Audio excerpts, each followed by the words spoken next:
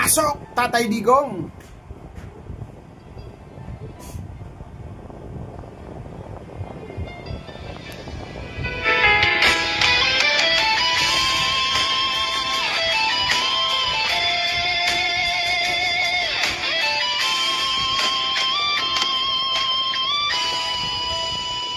Minsan may leader na may tapang at puso, si Tatay Digong para sa Pilipino. Tinindigan ang tama, nilaban ang mali, ngunit siya ngayon tila nakapikit sa dilim. Habang ang bansa'y lumulubog sa baha, sa kasinungalingan at pangungurakot ng iba, ang mga traidor malay at nakatawa, ang tapat na puso ang siyang nagdurusa.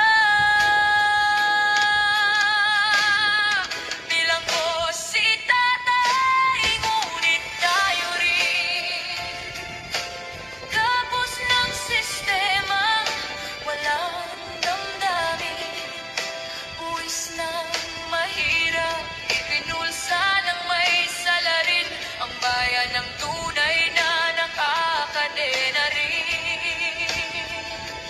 Kahit siya'y ikinulong ng kapwa't batas, ang tapang niya'y apoy na di kailanman magwawakas. Ang mga pangakong ginintuan, pawang salita, ang masa'y ginagawang laruan sa politika.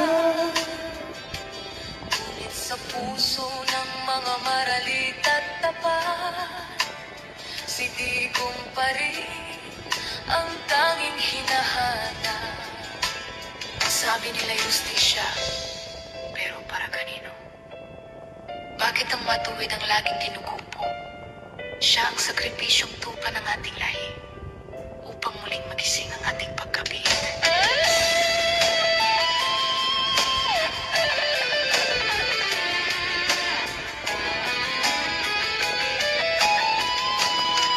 Bilang ko si tatay, ngunit tayo rin sa sariling bayan, tila alipin, ngunit sa bawat pusong di sumusuko, naroon pa rin ang kanyang sigla't sigaw ng totoo.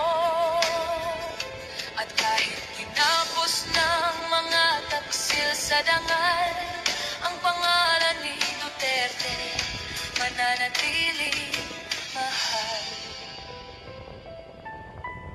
Tatay Digong, habang ikaw ay nakakulong, ang bayan mong iniwan, siyang tunay na bilanggo ngayon.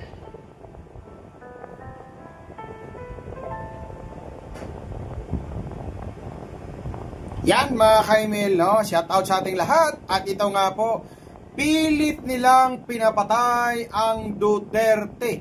Subalit, nandito pa rin sa puso at isipan ng ating mga kababayan dahil proud na proud ang mga karamihang Pilipino. Hindi lang Pilipino, pati po mga dayuhan, believe na believe dito kay Tatay Digong. Okay? So dito pa lang, anong masasabi nyo? Mayroon ba sila niyan? Wala! Okay? Wala, di ba? So dito mga kaimel, natin matutunghayan na ang ginagawa nila ay lalpak. Okay? So dito naman tayo mga kaimel, sa mga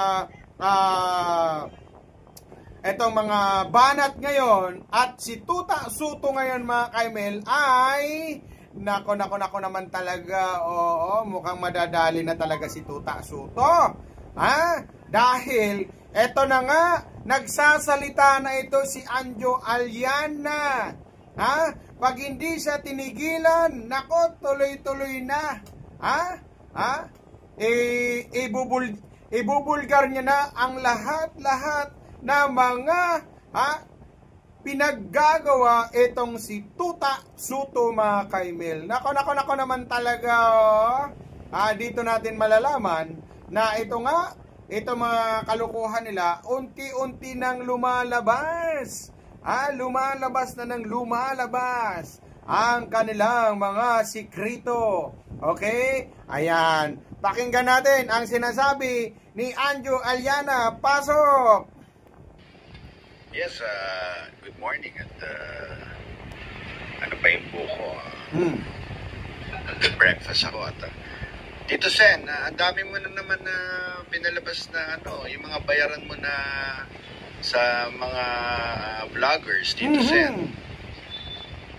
Gusto mo talaga ng Oy, bayaran vloggers, di umano ang sinabi nitong si Anjo Aliana. Tito Zen. Ang dami mo naman mga binabayarang vloggers. Speaking of the vloggers, nako. Bakit ito lumala? Nako, malalaman na natin kung sino-sino ito mga funded vloggers. Ayan, okay. Tuloy. Tito Sen, gusto mo talagang laglagan? Gusto mo i-reveal ko na mula 2013 kung sino po yung kapit nyo, Tito Sen? Nako! Okay ba sa iyo, Tito Sen? Nako! Gusto mo sabihin ko na kung sino yung kapit mo mula 2013 Nayari na pinalakad mo sa akin? Sabihin mo lang, Tito Sen, at i-box reveal ko na. Nako, patay! Box reveal! Sasabihin ko na sa taong bayan kung sino yung kapit mo mula 2013. Sige lang, banatan nyo lang ako at marami pa akong ilalabas. Yan ang sinasabi. Sige lang, banatan mo lang ako at marami pa akong ilalabas at na humingi pa ng pahintulot. Anong gusto mo, Tito Sen? I-box reveal ko na, aray ko naman. Sa dami-dami pala yan ay talagang magugulantang dito ang hindi alam ng karamihan ng taong bayan kung ano ang pinagagawa mo, Tuta Suto. Eto na nga. Ito na nga, mukhang may kalalagyan ka na dito, kung ano-ano nang pinagsasabi mo. At ito na, hindi na mapigilan ang mga kawalang hiyaan mo. At ito na nga, ibabox reveal na. Abangan natin, mga kaimil, itong box reveal ni Anjo Aliana. Okay? So maganda ito, magandang banatan ito, mga kaimil. Dahil, ito na ang talaga. Ito ba, siya ba'y talagang totoong tao o nagpapanggap lang itong si Tuta Suto? Yan ang sabi natin dito. Nako naman talaga. Ay mukhang hindi yata maganda talaga ang mangyayari dito sa pangyayaring ito. Okay, so dito naman tayo. Dito naman tayo, mga kaimil, sa mga okay, wait lang etong banat ngayon ni Kuya Tid Filon. Okay, Tid Filon, ano na ang magandang balita ngayon? Ito na nga ang mga kawatan nagmasyadong masyadong nagmamalinis pero hindi naman pala malinis. Pasok.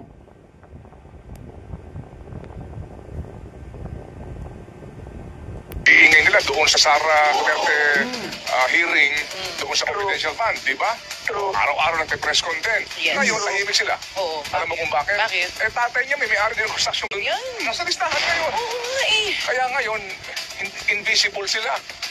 Kasi ang gagaling nila during the hearing, yung pala, mga contractors din sila. Yan. Ang ingay nila sa kay BP Sara, pero sa kabila ng lahat, yan ang sinasabi natin na binabanat-banatan nyo si BP Sara, yung pala, kayo pala ay may malaking anomalya at gusto nyo lang parang malinis kayo. Pero ang tanong, malilinis kaya nyo ang inyong ginagawa? Naka naman, ha? Ito na nga, bistado na kayo ngayon. Bistado na. Paano nyo linisin ito? Nako, yan ang sinasabi natin. Hindi nyo malinis-linis ito. Pasok! Sila! Paano yan? Ano gagawin natin Hindi sa ba? mga yan? Anyway. Karaniwan ng magnanakaw, sila ang pumipili ng kanilang pagnanakawan. Nako!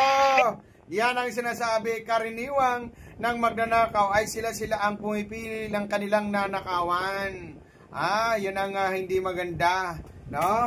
Dahil nga, pinupunteriya lang pala talaga kung mahina, kaya yun lang ang kanilang pagnanakawan. Itong mga magnanakaw sa political talaga, ay talagang mapagsamantala. Sila po ang salot sa lipunan, itong mga kawatan na ito, itong mga kurakot na ito, no? Hindi na talaga matatablan sa kapal ng mukha. Sabagay, yung buaya nga naman, di ba? Makapal talaga yon. Matigas ang mukha ng buaya. Kaya ito nga, sabi nga ni DJ Satcha, nako, ito nga. Pero ang politiko, sila ang pinipili ng kanilang pagnanakawan. Oo nga, ano? Ordinary people. Di ba?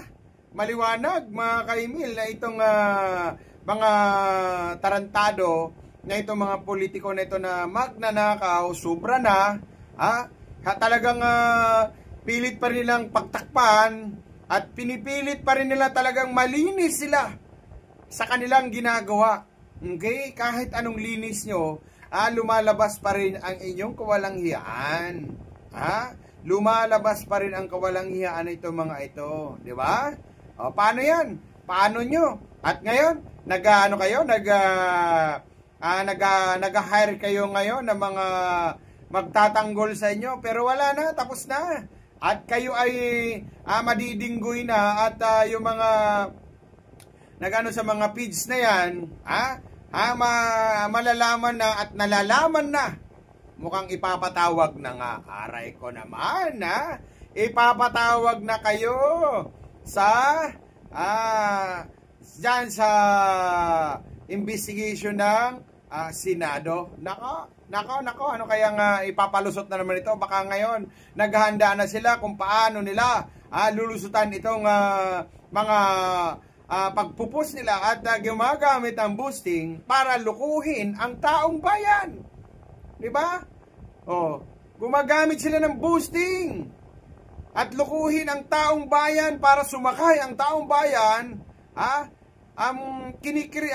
Dinidiscredit nila ang mga nagsasabi ng katotohanan. Di ba? Kaya nga ang mga general nagagalit na nagagalit na mga general na retired general kasi nga research person lang, at kung yan ay notaryo lang na may problema, trabahuin nyo. Trabahuin nyo. Dahil witness siya ang kanyang pinagsasabi, bakit dinaan nyo lang sa notaryo at sasabihin nyo fake na notaryo? At naguot yung tao, pag naguot ang tao, ibig sabihin, you're telling the truth. Na credible ang kanyang sinasabi. Pero tinira nila ngayon sa notaryo. Di ba? Hirap talaga pag magnanakaw. Gagawa ng paraan para ikakalinis. Pero ang tanong, maniniwala pa ba ang taong bayan sa inyo mga pagnanakaw? Para lang kunyari, di umano ay linisan ang mga pangalan nyo at gagamit kayo ng mga taong funded.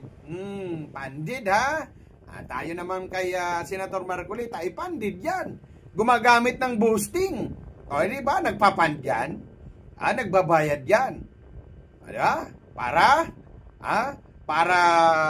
Para mag-trending at paniwalaan ng taong bayan ng ating mga minamahal na mga kababayan. Okay, so dito na naman tayo. Ito na. Ito na nga ang sinasabi natin mga Kamil. At dito na nga natin matutunghayan din ito. Ano ang sinasabi dito ni etong si Attorney Harry Roque? Nako, mukhang matutuldo ka na ba? Mukhang may mangyayari na ba na malawakang rally? Okay? At ito na ba ay mababago na ba ang ating bansa? Pagising natin. Okay? Pasok! Attorney Harry Roque. Pasok, Attorney. Ate, nakakuha na tayo ng konfirmasyon sa Facebook na galing kay John Lee, na isang iglesia member, na meron na po talagang nakakasang rally sa EDSA, ang Iglesia ni Cristo. Kung maalala nyo, yung muli nag-rally ang Iglesia ni Cristo sa Luneta, napuno nila ang Luneta. 1.4 million ang nag-attend. Boom! 1.4 nako. Boom! Boom na boom talaga. Boom! Sumiklap talaga. Okay? Boom na boom talaga yan, ha? Okay? Rally di umano diyan sa EDSA. 1.4. Siguro, wide, na yan, build up na. Talagang hindi lang build up, sarado na yan. Nako naman talaga. Oo. May sa katuparan ba? Ang tanong dito. Tayo ay nagano lamang. Talagang boom na boom dito. Sige, pasok. At sigurado ako na itong panawagan nila na 2 araw na pagrarally, mapupuno nila ang EDSA. Sa EDSA, mas madali namang mapuno yan. Bagamat yan po ay mahaba, makitid po, no? Hindi kaya ng Luneta na malawak. Ang tanong na marami, ito na ba inaantay natin para matapos na ang administrasyon ni Marcos Jr.? At talagang dapat matapos na. Doon sa mga nag-iisip pa kung dapat bang mawala ng Marcos administration, maawa na po kayo sa Pilipinas. Umabot na po ng 60 ang palitan sa piso. Ibig sabihin, wala na pong kumpiyansa kahit sino sa piso. Bakit po? Kasi nga po, lumalabas na. Sabi naman na attorney ni anti-clearing, hindi raw totoo na bumagsak daw ang ekonomiya ng ating bansa. Hindi raw totoo. At nagtatrabaho, di umano, ang presidente niya. Okay, nagtatrabaho daw, sige, tuloy. Napakahina na ng ating ekonomiya dahil nga po sa 2 bagay, no? Sa korupsyon, nalantaran, at pangalawa, dun sa masamang pangrelasyon at panglabas ng Pilipinas at talagang inaaway ng Marcos administration, ang pinakamalaki at pinaka-importanting trading partner ng buong daigdig ngayon, ang yan po ay ating pinagbabayaran na ngayon. At ang resulta po ng mas mahinang peso, lahat po ng inaangkat natin para sa pang-araw-araw nating pangangailangan. Ang unahin na dyan ay gasolina, ay lalo pa pong tataas ang presyo dahil nawawalan po ng balor ang piso. Mas maraming piso ngayon ang kinakailangan para bayaran yung ating gastos, lalong-lalo na sa gasolina. At siyempre, lahat naman po kapag tumaas ang presyo ng gasolina ay tataas. Kasama na po dyan ang presyo ng pagkain dahil lahat naman po ng pagkain meron talagang alaga for transportation. Now, bukod pa po dyan, all-time low na po ang ating stock market. We have the worst performing stock market in the world. Ibig sabihin po, yan ay nagpapatunay din na wala na rin kumpiyansa yung mga nangangalakal, yung mga nag-invest, mga nagbibigay ng kapital sa Pilipinas. At hindi na natin kinukonsider na magandang investment opportunity in Pilipinas dahil we have the worst performing. Yan. So, makatuwid, wala na talagang tiwala dito sa pamamumuno ni Bongbong Marcos, dahil nakikita na sumadsad na. Sadsad na, baon na, at wala namang kapalit. At ito na nga, nagmamakaawa na nga, hanggang si Auntie Claire, parang awa nyo na. Suportahan na natin ang Pangulo. Ulul. Diba? Suportahan na daw natin ang Pangulo para daw sa kakaiunlad ng ating bansa. Talaga lang? Marami na kayong pinagsasabi. Walang katuparan. Okay? Puro lang kayo kasinungalingan. Okay? Eto na. Stock market on earth ngayon, no? At bukod pa dyan, ayan na po, no? Kinakailangan ng baguhin ang ating mga growth targets. Binabanan po ng growth targets ng administrasyon ng ating paglago ng ating ekonomiya itong taon nito, at sigurado sa mga susunod na taon ay ibababa pa rin yan. Ibig sabihin, titindi pa po ang nagaganap ngayon ang pagkagutom sa ating bansa, at ngayon, 1 sa 2 Pilipino ang gutom, no?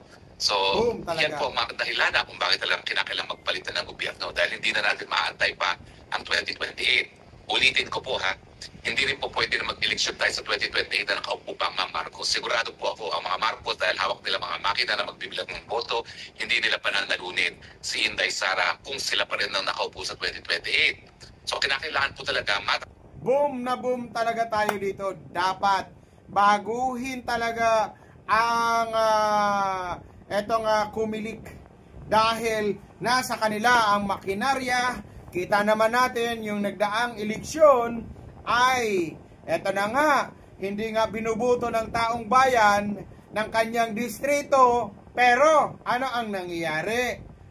Siya pa rin ang umupo kahit hindi binubuto ng taong bayan ng kanyang distrito, ay siya pa rin ay nakaupo. 'Di ba? Kanila talaga. 'Di ba? Dahil diyan, kailangan talaga kasuhan ang dapat kasuhan itong nasa kumilik. Nako.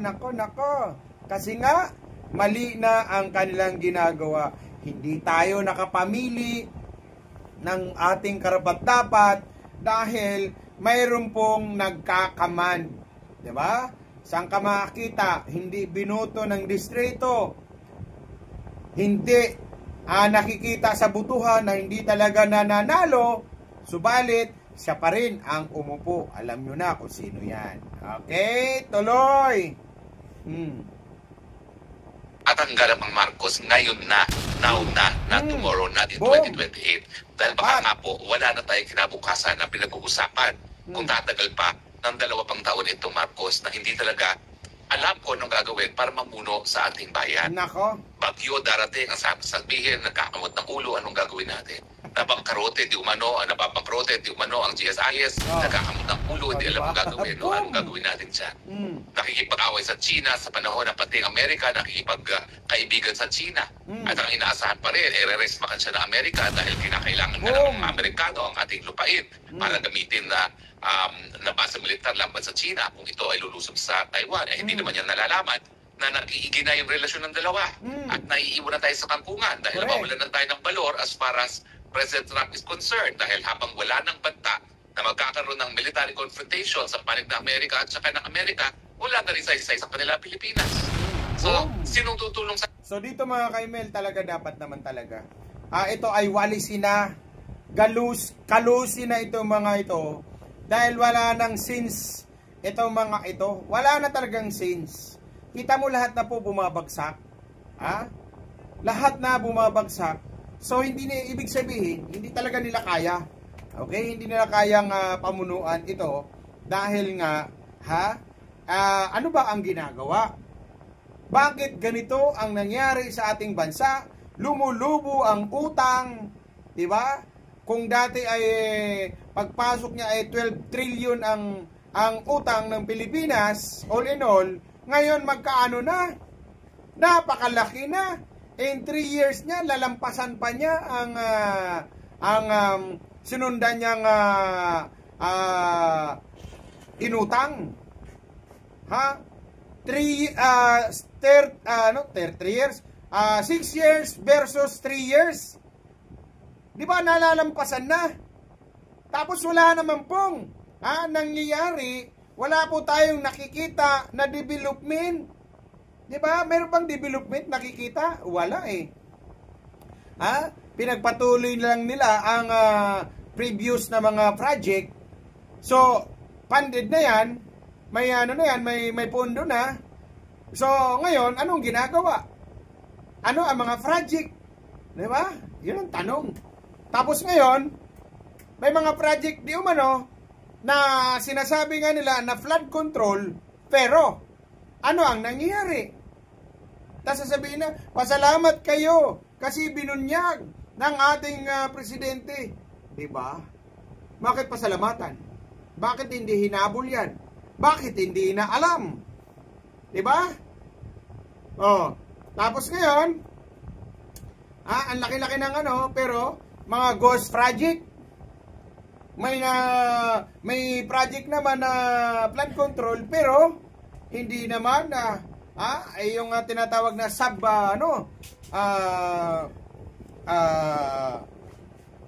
hindi matibay. Di ba? Hindi matibay ang gawa. Basta lamang kunyari ay nagagawa. Kunyari natatapos na, pero marami pa rin ang mga ghost project, ang mga kawatan. Malakas ang loob. Bakit malakas ang loob? Bakit? Ay, alam na Des kung bakit malakas ang loob. Aray ko. Tuloy. Sa atin, wala po. Kaya nga po, yung mga kadahilanan na yan, unang-una yung kadahilanan na kapag hindi siya natanggal, lalong lalala pagkagutom ng taong bayan, ang dahilan kung bakit dapat mapalitan na si Marcos Jr. Ang tanong, ito bang rally ng iglesia sapat na beto para tanggalin si Marcos Jr.? Well, unang-una po ang panawagan po laban sa korupsyon, yan po ay magkakaroon ng pinakamalaking rally sa Atlanta. Hindi ko po alam kung mapapantasan at mapapantayan ng ating mga kababayan yung rally ng iglesia na tinawag para sa November 16 and 17. Siguro kakayanin naman po yan. Kung 1.4 yung nag-attend ng huling INC rally, siguro naman kayang-kaya ng ating mga kababayan ngayon na mag-organize ng 2 hanggang 3 milyong mga rallyista sa iba't ibang lugar ng Metro Manila at Pilipinas, no? Kung ang pag-uusapan ay protesta nga laban sa malawakang korupsyon. So wala naman pong kaduda-duda na kaya naman po yan malapisan pa. Ang tanong, tama na ba? Nandiyan na ba lahat ng mga ingredients para mapalitan si Marcos? Tingnan natin isa-isa. At ito naman ay babatay natin sa kasaysayan. Yung galit ng taong bayan, tingin ko, mas matindi pa ngayon ang galit ng taong bayan sa korupsyon kaysa nung panahon na sinuka si Marcos Sr. No? Kasi nung Marcos Sr., limitado ang nalalaman ng taong bayan. Kasi ang meron lang tayo noon, dahil nga wala tayong malayang pamamahayag, yung mga tinatawag natin mosquito press. Pero ngayon, lantad na ang korupsyon, kung gano'ng katindi ito dahil nga sa internet. No? So ikaw ay talagang taga-planet Mars kung hindi mo pa alam kung bakit nagagalit ang tao ngayon sa tindi ng korupsyon ng Pilipinas. No? So tingin ko, katumbas na yan. Pangalawa, yung kahirapan ng tao. Kung maaalala nyo po, yung napatay si Ninoy Aquino, nagkaroon din ng krisis pinansyal sa Pilipinas kasi nga po na-devalue rin ang peso, nawalan din ang balor ng peso. Kaya nang nawawalan ng balor kayo ng peso. No? Kasi gaya na aking sinabi kanina, no? Kapag nawalan ng balor ng peso, nagiging mahal lahat ang inaangkat natin at unfortunately, lahat ng kinakailangan natin sa pang-araw-araw na buhay, inaangkat pa rin natin. So nagiging mas mahal yung mga bagay-bagay na kinakailangan natin sa pang-araw-araw na buhay. So tingin ko yung kahirapan, mas matindi pa nga. Ngayon nga, nami-measure na natin kung ilan yung naghihirap. Ngayon, kalahati ng Pilipino naghihirap. Pero hindi ako magtataka kung mas matindi na ngayon ang figura kasi hindi naman umunlad ang ekonomiya. Talagang it went from bad to worse. So sa tinding ko, mas matindi pa rin ang ating kahirapan. Ang pangatlo is, alam naman natin na hindi talaga mapupwersa magbitiw sa pwesto ang mga presidente kung nandyan pa rin ang suporta ng upong sandatahan. So yan ang wala akong alam. Kasi unfortunately, ako ay nasa Netherlands. Hindi ko alam kung anong pulso ng mga militar. Pero mga militar naman, kabahagian ng lipunan ng Pilipinas. Kung nararamdaman ng ordinaryong pamilya ang hirap ng buhay, I'm sure nararamdaman din yan ng ating mga kasundaluhan. Yan. Alam nyo ang mga sundalo kasi talaga dapat ay protektahan talaga dapat nila ang konstitusyon. Constitution means tayo po yan, mga mamamayan, no? Na kung talagang hindi na tama ang ginagawa ng pamumuno ng isang gobyerno, ay sila ay dapat manindigan. Kasi yun ang sandalan natin, eto mga sundalo at mga kapulisan natin. Okay? Sila dapat ang tumatayo na kung mali na ang ginagawa ng ating gobyerno. Bakit ngayon at hindi pa rin ba nararamdaman? Eder, sabi nga ni Attorney Harry Roque, mukhang nararamdaman nila yan. Yun nga lang, bakit kaya? Okay, hindi ko na, bibitinin ko na lang. Okay, eto sabi ni Attorney Harry Roque. Pagkamat ngayon kasi nga, dinoble ni Tatay Digong ang kanilang mga sahod, so mas hindi nila nararamdaman yung kahirapan. Dahil mas malaki ngayon ang sahod nila. Magtakikyaw siguro ngayon, nag-80 na ang mga kasundaluhan. Kaya medyo hindi nila nararamdaman. Pero habang nawawalan ng balor ang peso, talaga namang lumiliit din ang purchasing power ng mga kasundaluhan. So ramdam na ramdam din nila yung pagtaas ng presyo ng bilihin at kahirapan ng buhay. Now, Ang problema din ay meron ba rin mga opisyalis sa ating buksadatahan na magpapakabayani gaya ng ginawa ni Fidel Ramos at ni JPE. Sa ngayon, tingin ko malabo yan. Dahil ang Brown. So ayan mga kaimil, ito po ang ating aabangan sa darating na November 16, 17, no? At ito nga, di umano ay malawakang rally diyan sa EDSA. Nako naman talaga, no? At naway, ito na ba ang time? Ito na ba ang oras at panahon na matutuldukan na ang kahirapan ng ating bansa? Okay? 'Di ba? So, sana po, at ito na nga, ang dami-dami pong mga nagsasalita na mukha ngang may kalalagyan. Nako naman talaga itong mga sasabi natin na talagang hindi nagbibiro at marami ng galit sa mga paghihirap ng ating bansa. Okay? So, yan. So, sana po, mga kaimil, at tayo ay, baka naman, lumalambing lang din sa inyo na sana po palike, share, and subscribe sa mga hindi pa. Okay? Maraming salamat sa inyo. Saan makayong lupalop ng mundo? Ang iyong lingkod, Kuya Marley PH. Maraming salamat po sa inyong lahat. Bye-bye!